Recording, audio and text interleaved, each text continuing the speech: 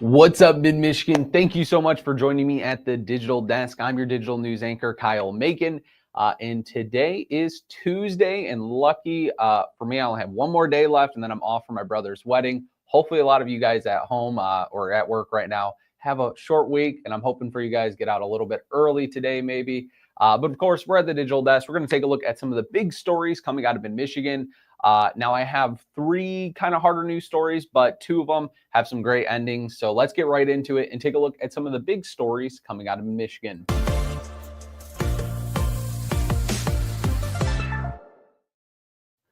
All righty, guys. So our first story, sorry about the wait there. Let me just pull that up for you. All right. So this first story is actually one that we woke up to today, which was pretty crazy. And I actually have video from the scene. So I'm just going to tell you guys what happened, what took place, or what we kind of know right now. And then I'm going to show you some video from the scene because obviously the pictures are, you can see they're pretty terrible, or not like quality wise, but just you'll have to see the video. An early morning crash caused a home to catch fire in Flushing. The incident happened around 4:30 a.m. at a house near the Flushing Road and Pearson Road intersection. Police say that a driver and the occupants of the vehicle ran off from the scene. The driver, a 50-year-old woman, has since been found and arrested. The Flushing Police Department is asking witnesses to come forward. Call 810-659-3119 for any info. And like I said, guys, if you want that number it's right on our website for this, if you guys have any information. And so I'm actually going to take a second and show you guys about 40 seconds of video from that scene.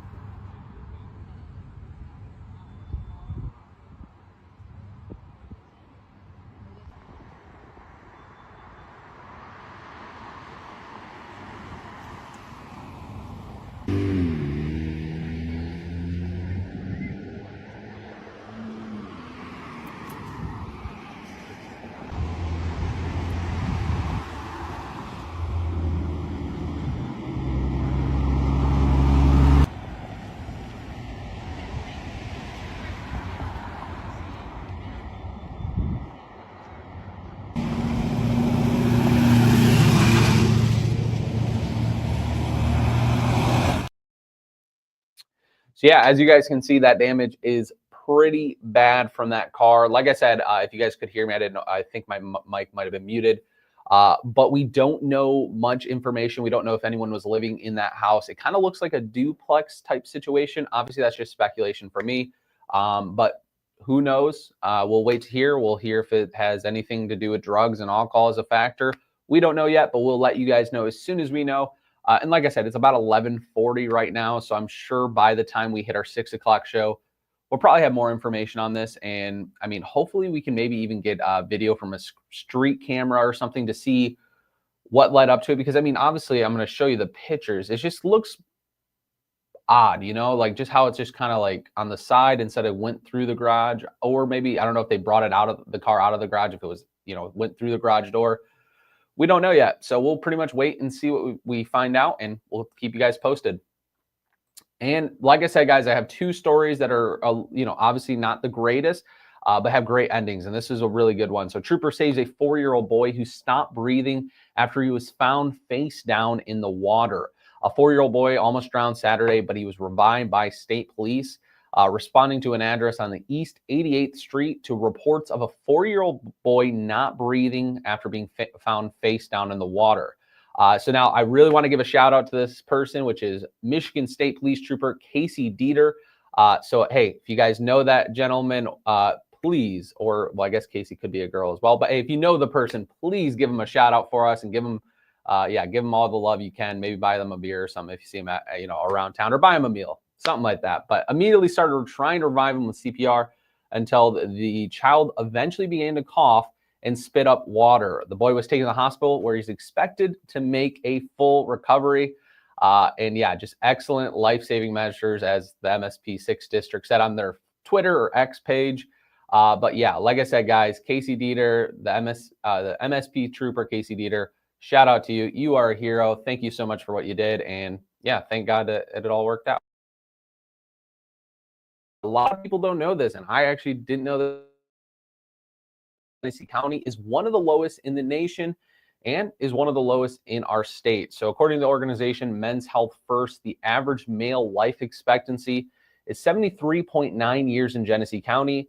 And so they're hosting an event to highlight and address this issue. So the reason why, coming from Dwayne Parker, the president of Men's Health First, says there's resources out there.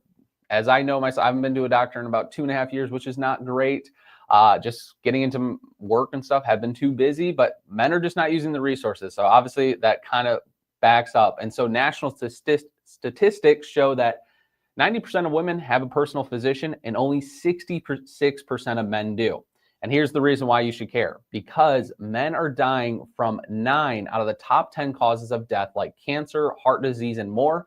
And here's the best part. They're all preventable. If you catch them early on, you can extend your life, catch it, maybe even fix it, and yeah, live an even longer life. So that was the biggest thing I took from the story is if you are out there, guys, and if there's any ladies watching right now, please get your husband to go out there, or your brothers, whoever, get them out there to get checked up, because definitely need to.